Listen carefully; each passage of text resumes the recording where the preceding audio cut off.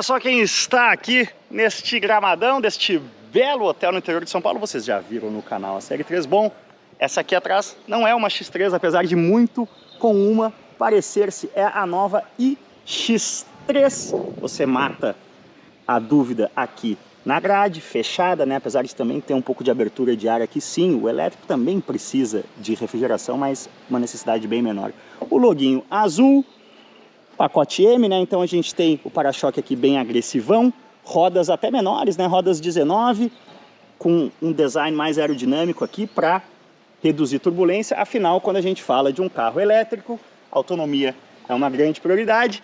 460 km no ciclo europeu aqui para iX3, para-choque traseiro também mais agressivão, mas percebam que a BMW, que começou a sua jornada de eletrificação muito voltada a uma filosofia de design que a gente poderia chamar de Jetsons, com carros como o i3, como o i8, que anunciavam ao mundo, né, sou elétrico. Bom, a BMW segue fazendo isso com carros muito diferentes do mainstream, como o iX, mas ela sabe jogar os dois jogos, ela está espelhando a sua linha inteira. Olha só que legal aqui o farol laser.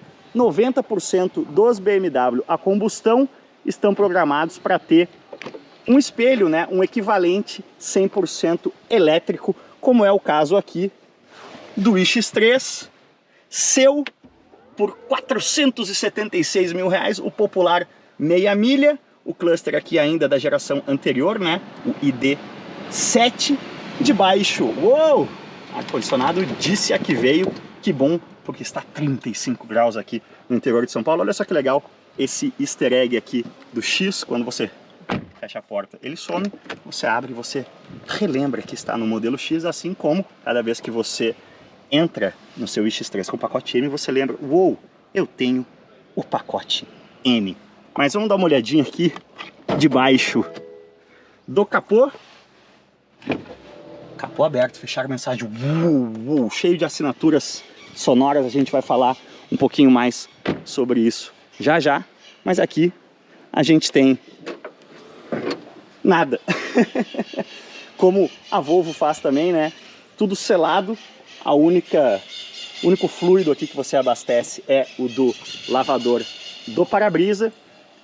Mas acreditem, existe aqui embaixo do carro uma usina, um motor elétrico de 286 cavalos, 400 Nm, popular 40 kg de torque.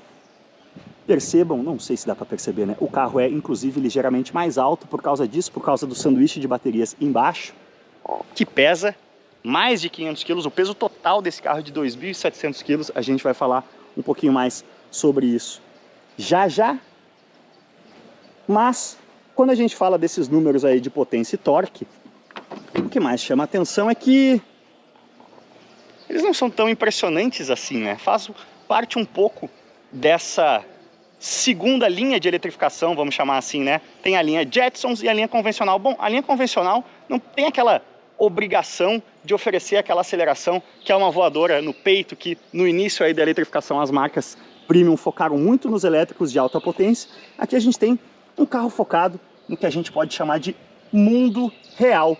Um bom porta-malas, um 0 a 100 na casa de 6,8 segundos, ou seja, um ótimo número, mas não é um número de carro esportivo, como são, por exemplo, os números do meu XC40 ali, que faz abaixo de 5 segundos. E isso é ótimo, digamos assim, ou melhor, não há nada de errado nisso, né? Cada vez mais os carros elétricos vão se tornando parte da paisagem, cada vez mais eles vão se tornando menos exóticos, vamos chamar assim, e as próprias escolhas aí de powertrain, principalmente no Brasil, né, para a gente chegar em números de preço minimamente racionais, os powertrains vão ficando aí um pouco menos ambiciosos, vamos chamar assim, para poder chegar num preço minimamente palatável no mercado nacional. Primeiro lote desse cara já chegou, são 200 unidades previstas para 2022, 80 já foram vendidas. E a GoPro abriu o bico, galera. Falei que tava quente, GoPro e calor nunca combinam muito bem. Tô terminando aqui no celular, mas como eu falei, são 200 unidades no primeiro lote, das quais 80 já foram vendidas antes mesmo do lançamento oficial. Bom, se você tem meia milha sobrando e quer um SUV elétrico bastante racional, separa aí a meia milha, que tem 120 unidades sobrando. E se você quer saber como anda, se acomoda aí no tetão, fruto de muita dieta e treino, e vem comigo de passageiro. Tem todo um sound design do Hans Zimmer aqui nos BMWs elétricos, né? Você inclusive escolhe qual é o tipo de ronco que ele faz pro lado de fora. Muito interessante. Faça um retorno e depois vire à esquerda. Não, né, filha? Alguém usa navegação com o som ativado? O cidadão tem que ter muita paciência. Aqui a gente vê bem, né, antes de pegar a estrada, o que é. Vocês viram recentemente no canal o Série 3 com um sistema operacional que a BMW chama de ID8, né, ID8. Aqui a gente tem o ID7, né, o mesmo patamar do Série 3 que acaba de sair de linha, que acaba de ser substituído, né. Então o que chama muita atenção de cara, os botões físicos aqui do ar-condicionado ainda, né, o cluster digital sim, mas não integrado com a outra tela.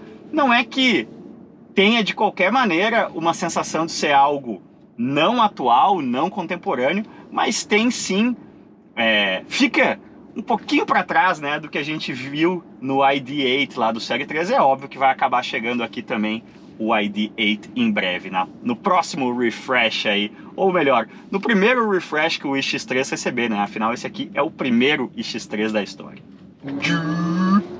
Minha Brasília azul. Aqui a gente tem o cluster hexagonal, que eu digo que é um cluster inspirado por Lamborghini, octogonal na verdade. Há quem diga que é um cluster inspirado em Agile, mas já dá pra dizer que virou uma identidade BMW, apesar de que no ID8, né, que apareceu primeiro no iX e vocês viram recentemente no Série 3, essa linguagem aqui octogonal já foi abandonada pela BMW. Deixa eu sacar aqui. Uou, modo esporte, tudo ficou vermelhão, o volante nitidamente mais pesado e a nossa arquitetura sonora aí também mais agressiva, né? A gente sabe que são sons artificiais, mas eu acho importante pro cérebro humano. Nossa, tá sentando a bota brasilhosa aí, a brazoca a 90 por hora na estradinha de serra aqui. Mas a gente tem há muitos anos, né?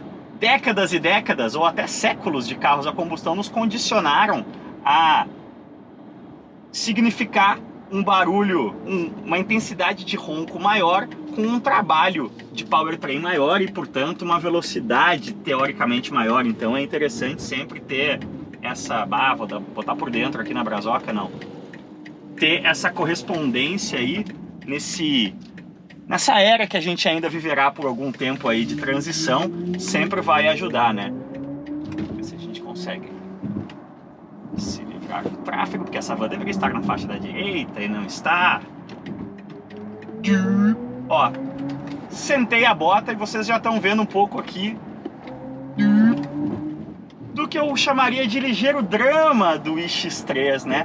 É um carro de 2.700 quilos, o pacote de baterias pesa mais de 500 quilos, e isso, já que eu tô falando aí de era, de fase de transição, isso é inevitável, né? Os pacotes de bateria ainda são muito pesados, apesar de que, na apresentação técnica desse carro hoje, o pessoal da BMW falou que a densidade energética das baterias atuais é 4 vezes maior do que na época do i3, né? Então, vocês veem como em, sei lá, coisa de 7, 8 anos desde o i3 a tecnologia evolui. A tecnologia vai seguir evoluindo, a densidade energética das baterias vai ficar cada vez maior, de modo que a gente possa ter ou mais autonomia ou pacotes de bateria, né, conjuntos de bateria menores e mais leves. É o que vai acontecer ano após ano. Assim caminha a humanidade, né? A tecnologia anda sempre para frente. Mas o fato é que quando a gente fala de carros elétricos premium, a gente está acostumado a pensar em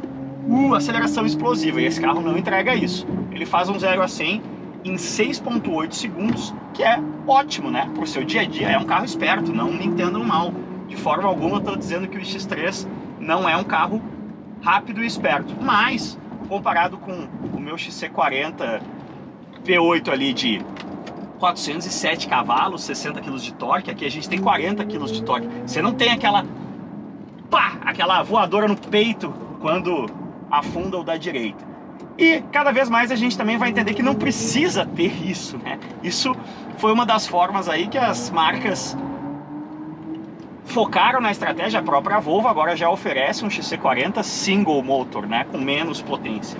Porque no início, justamente como prova de conceito, vamos chamar assim, né, as montadoras aí, as marcas premium, focaram nesses elétricos de aceleração muito explosiva justamente para mostrar do que os elétricos são capazes.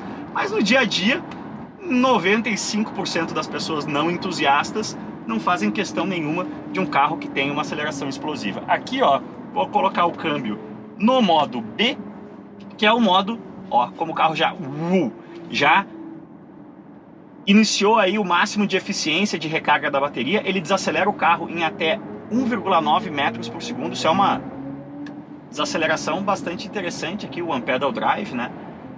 E se você fizer tudo bonitinho nesse sentido, focar aí na questão de alcance, no ciclo WLTP, que é o ciclo padrão europeu, o iX3, feito na China esse carro, né? Eu até perguntei na apresentação se ele era feito nos Estados Unidos, né? Historicamente os SUVs da BMW começaram sendo fabricados nos Estados Unidos, mas não, os elétricos aqui são feitos na China. Mas se você cuidar bem da sua autonomia, você vai fazer 460 quilômetros no ciclo WLTP, que é uma autonomia bastante interessante. Agora, a 500 mil reais, quem que o iX3 enfrenta, né? A nomenclatura aí das Premium é interessante porque ela dá uma certa desconectada, né? Uma clássica, por exemplo, é que o BMW X1 concorre com o Audi Q3 e o Audi Q5 concorre com a BMW X3. Mas aí a gente baliza sempre em tamanho e preço, né?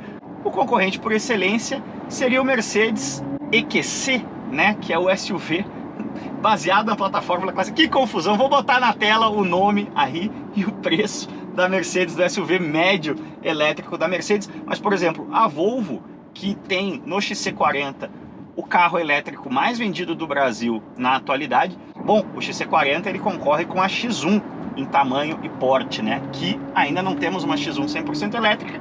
Na contrapartida, não temos um XC60 100% elétrico, temos sim o híbrido plug-in, que vocês viram recentemente no canal lá na Patagônia, mas quando a gente olha aí para o segmento de SUVs premium médios 100% elétrico, a própria Audi está trazendo o Q4, né? A coisa está começando a ficar mais povoada, mas é interessante esse paralelo, né?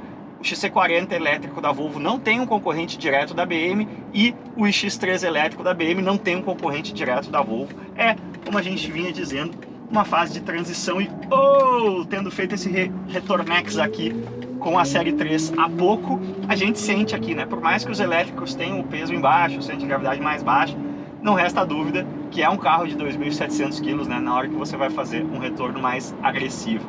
Mas dentro do contexto, o SUV tem um comportamento dinâmico bastante interessante, sim. Versão única, traz o pacote M Sport, né? Vocês veem o Mzinho aqui no volante. Tem uma relação de volante aqui bastante direta, bastante esperta.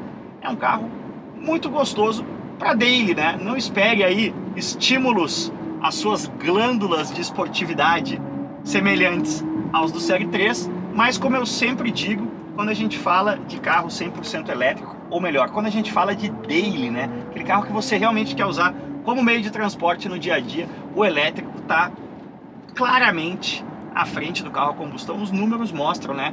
85% dos consumidores que partem para um carro elétrico na Europa como daily dizem que não voltariam para um carro a combustão. E o iX3 é um exemplo concreto aí da BMW de entrada nessa nova era e um carro que oferece sim um pouquinho de diversão, mas acima de tudo oferece aquilo que os elétricos premium fazem melhor, né? Muita sensação. Vamos para a direita, taxão. Aí, ó, esse é o motorista brasileiro que nunca dá passagem na esquerda. Essa sensação de isolamento, né? De silêncio, de falta de vibração, de falta de até de aquecimento, né? Quando a gente fala de componentes externos do carro. Então tudo isso eram coisas que alguns anos atrás a Rolls-Royce criava V12s de 6,75 litros que giravam muito baixo, justamente para entregar o máximo de suavidade, o máximo de sensação de requinte. Bom, Isso aí hoje qualquer elétrico premium oferece a mesma sensação de isolamento que antigamente você tinha que pagar muitos milhões de reais para ter em carros como Rolls-Royce. Então, cumpre muito bem a sua missão aí o iX3 e é, de novo, um carro que não tem muitos concorrentes diretos no mercado brasileiro atual para quem está em busca de um SUV premium médio. Beleza, galera? Concordam, discordam? Deixa o like nesse vídeo, isso sempre ajuda a gente demais. Diz aí nos comentários se você gosta da arquitetura sonora de Hans Zimmer dos BMW elétricos. E como sempre, valeu demais, cuidem-se bem e aquele abraço.